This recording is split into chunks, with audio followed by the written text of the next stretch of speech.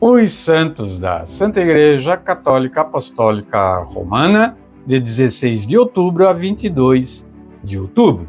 Começamos então por segunda-feira, 16 de outubro, era dia de Santa Margarida Maria Alacoque, apóstola do coração de Jesus. Santa Margarida Maria Alacoque nasceu em uma família rica da Borgonha em 22 de julho de 1647. A partir de 1673, Santa Margarida começou a receber visitas de Jesus, que lhe pedia uma devoção particular ao seu Sagrado Coração, que lhe aparecia radiante como um sol, como uma chaga adorável, rodeada de espinhos e encimado por uma cruz, deitado sobre um trono de espinhos. De sua história, emergirá a iconografia que conhecemos hoje. Pelo seu empenho, a instituição da festa litúrgica do Sagrado Coração de Jesus, marcada para o 8º dia depois do Corpus Christi, a freira também recebe uma grande promessa de Jesus. Quem comungasse por 9 meses consecutivos, na primeira sexta-feira do mês, receberia o dom da penitência final, ou seja, morrer recebendo os sacramentos e sem pecados.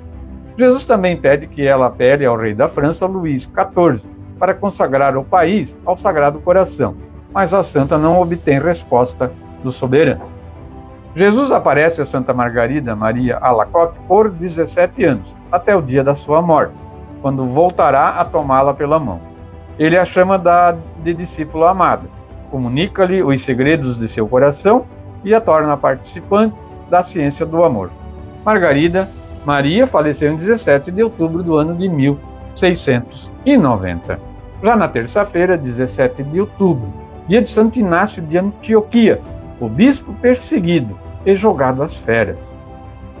Descendente de uma família pagã não romana, Inácio converteu-se ao cristianismo, ao catolicismo, em idade avançada, graças à pregação de São João, o evangelista, o discípulo amado, que havia passado por aquelas terras. Santo Inácio foi o terceiro bispo de Antioquia, na Síria, cidade que foi a terceira metrópole do mundo antigo, depois de Roma e Alexandria, no Egito, e da qual o próprio São Pedro foi o primeiro bispo.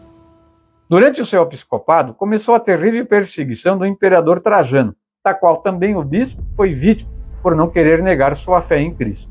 Por isso foi preso e transportado, acorrentado para Roma. Assim começou a sua longa viagem, rumo ao patíbulo, durante a qual foi torturado pelos guardas até chegar ao seu destino final. Preso e condenado, Inácio foi conduzido acorrentado de Antioquia a Roma, onde se organizavam festas em homenagem ao imperador. E os cristãos serviam assim de espetáculo, no circo, na arena. Então, no Coliseu, seu corpo foi despedaçado pelas feras durante as celebrações da vitória do imperador na Dácia, no ano de 107, Triste fim de Santo Inácio de Antioquia, mas morreu por amor a Cristo. Na quarta-feira, 18 de outubro, dia de São Lucas, evangelista, São Lucas Evangelista, que segundo a tradição nasceu em Antioquia, de uma família pagã, era médico de profissão. Convertido à fé de Cristo, foi companheiro caríssimo do apóstolo São Paulo, até a confissão, até o martírio dele, Serviu imprescindivelmente ao Senhor, jamais tomou mulher nem teve filhos. É possível perceber a característica mais original do Evangelho de Lucas, graças aos 6 milagres e às 18 parábolas, que não encontramos nos outros evangelhos. Ele dedica atenção particular aos pobres e às vítimas das injustiças, aos pecadores arrependidos, acolhidos pelo perdão e a misericórdia de Deus. Os cristãos orientais atribuem ao médico pintor Lucas numerosos quadros representando a Virgem, Nossa Senhora. Em seu evangelho, escrito em grego fluente e límpido, Lucas traça a biografia da Virgem Maria e fala da infância de Jesus. A relação particular que Lucas tem com Maria é outra característica do seu evangelho. Por meio dele, e podemos imaginar, por meio da narração que Maria lhe fez pessoalmente, conhecemos as palavras da Anunciação, da visita a Isabel e do Magnificat. Por seu intermédio, sabemos os particulares da apresentação de Jesus ao templo e a angústia de seus pais, Maria e José, por não poder encontrar seu filho de 12 anos no templo. Provavelmente, graças a esta sua sensibilidade narrativa e descritiva, que nasce a tradição de ser o primeiro iconógrafo e que sabemos que Lucas era pintor. As notícias concernentes à sua morte são incertas. Algumas fontes falam de seu martírio, outras dizem que viveu até a idade avançada. A tradição mais antiga diz que morreu na Beócia com 84 anos, depois de ter se estabelecido na Grécia, onde escreveu o seu evangelho. 3 cidades se ufanam de conservar suas relíquias: Constantinopla, Pádua e Veneza. Esse foi São Lucas, o Evangelista. Dia 19 de outubro foi quinta-feira, dia de São Pedro de Alcântara, padroeiro do Brasil, que dá o nome a uma cidade aqui perto de Florianópolis, em Santa Catarina.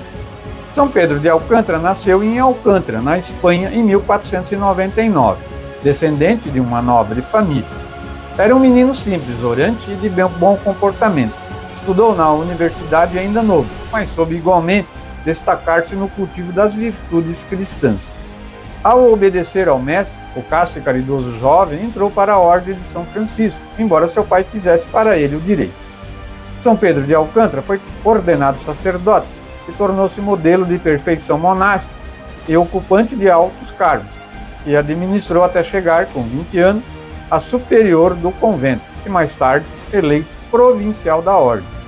Considerado um dos grandes místicos espanhóis do século XVI e dos que levaram a austeridade até um grau sobre-humano, entrou no céu com 63 anos, em 1562, após sofrer muito e receber os últimos sinais do amor que seriam os sacramentos, que o preparou para um lindo encontro com Cristo. São Pedro de Alcântara soube vencer o corpo do pecado por meio de muita oração e de muitas mortificações. Na sexta-feira, 20 de outubro, Santa Maria Bertila Boscardin, enfermeira na Primeira Guerra Mundial. Santa Maria Bertila, batizada com o nome de Ana Francisca, nasceu em 6 de outubro de 1888 em Brendola, na Itália, numa família de origem humilde e camponesa. Ela era a mais velha de 3 filhos. Aos 17 anos, resolveu seguir sua própria vocação religiosa, ingressando no convento Irmãs Mestras de Santa Doroteia, filhas dos Sagrados Corações, adotando o nome de Maria Bertila. Por ali entregue trabalhos relacionados à lavanderia e ao cuidado com o forno. Recebeu o diploma de enfermeira para ser útil no tratamento dos doentes. Em seu diário ela escreveu: "Quero ser serva de todos, quero trabalhar, sofrer e deixar toda a satisfação aos outros." Em seu segundo ano de noviciado, foi enviada para o hospital em Treviso, na Itália, onde exerceu a função de enfermeira. Foi colocada na ala infantil, cuidando de crianças vítimas da guerra. A Primeira Guerra Mundial fez com que Maria Bertila se dedicasse aos cuidados com os soldados feridos, mas precisou sair de Treviso, que se encontrava na frente das operações militares. Em 1910, foi diagnosticada com um câncer. Sua saúde estava debilitada e precisou passar por uma cirurgia, retirando-se um tempo para se recuperar. Voltando novamente para o hospital em Treviso, ficou mais uma vez doente, precisando realizar outra cirurgia, mas não resistiu ao tempo da sua recuperação. Morreu no dia 20 de outubro de 1922, após converter o médico-chefe do hospital. É isso ela fez, Dia 21 de outubro, sábado, dia de Santa Úrsula e as 11 companheiras mártires. Úrsula nasceu no ano de 362, filha dos reis da Cornúbia, na Inglaterra. A fama de sua beleza se espalhou e ela passou a ser desejada por vários pretendentes, embora Úrsula tenha feito um voto secreto de consagração total a Deus. Seu pai acabou aceitando a proposta de casamento feita pelo duque Conanus, um general de exército pagão e que era seu aliado. Santa Úrsula foi educada nos princípios cristãos. Por isso ficou muito triste ao saber que seu pretendente era pagão. Quis recusar a proposta, mas conforme costume da época, deveria acatar a decisão de seu pai. Pediu então um período de 3 anos para se preparar. Ela esperava converter o general Conanus durante esse tempo ou então encontrar um meio de evitar o casamento, mas não conseguiu nem uma coisa nem outra. Conforme o combinado, ela partiu para as núpcias, viajando de navio, acompanhada de 11 jovens virgens com ela. Iriam se casar com 11 soldados do duque Conanus. Há lendas e tradições que falam em 11.000 virgens, em vez de 11 apenas. Mas outros escritos da época e pesquisas arqueológicas revelaram que foram mesmo 11. Foram navegando pelo rio Reno e chegaram à Colônia, na Alemanha. A cidade havia sido tomada pelo exército de Átila, o rei dos hunos. Eles mataram toda a comitiva, sobrando apenas Úrsula, cuja beleza deixou encantado o próprio Átila. Ele tentou seduzi-la e propôs-lhe casamento. Ela recusou, dizendo que já era esposa do mais poderoso de todos os reis da terra, Jesus Cristo. Átila, enfurecido, degolou pessoalmente a jovem no dia 21 de outubro de 383, em Colônia. Uma igreja guarda o túmulo de Santa Úrsula e das suas companheiras, as barbaridades. E 22 de outubro, domingo, dia de São João Paulo II, o terceiro maior pontificado da história da igreja. Karol Joseph Wojtyła nasceu em 18 de maio de 1920 em Wadowice, na Polônia. Era o mais novo de 3 irmãos. Sua irmã Olga morreu antes de seu nascimento. Filho do oficial do exército polonês, Karol, e de Emília Kaczorowska, teve uma gestação de risco. Os médicos até chegaram a aconselhar a mãe que interrompesse a gravidez, dado ao risco de vida que corria, fazer o aborto.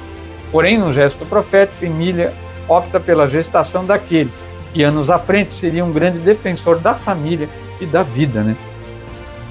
Durante a ocupação nazista, que Karol já caminhava em direção ao sacerdócio, clandestinamente, em 1942, entrou para o seminário, tendo aulas secretas na residência do arcebispo de Cracóvia.